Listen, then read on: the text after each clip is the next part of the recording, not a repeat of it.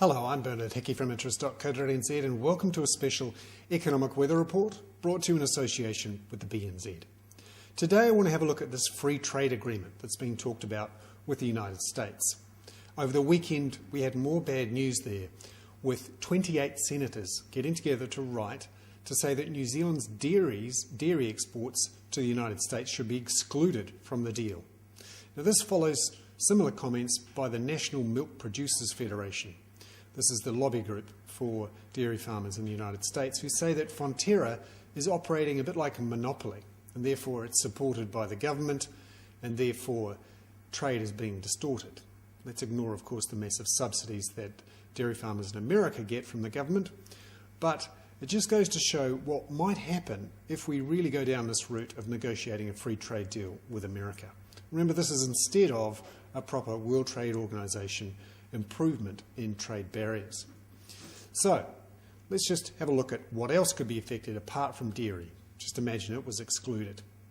Well, the pharmacy lobby for America would crack down on Pharmac, which is a New Zealand body which essentially acts to buy other alternatives to expensive American drugs, which obviously the American pharmaceutical companies are not that keen on.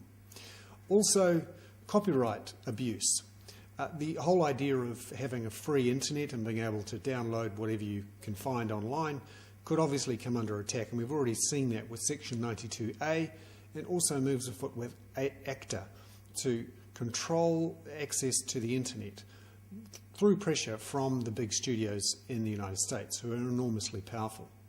You only have to ask what happened in Australia, where they did a free trade agreement with America. Ask the beef farmers there or the sugar farmers what they think of that deal.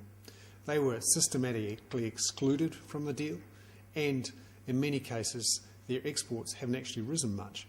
Actually, if you have a look at total Australian exports to America in the last 2 years to January, they actually fell 8% despite the free trade agreement.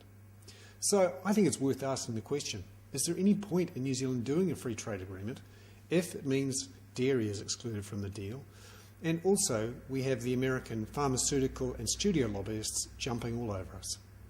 I'm Bernard Hickey. That was a special economic weather report brought to you in association with the BNZ, but obviously not necessarily representing the views of the BNZ.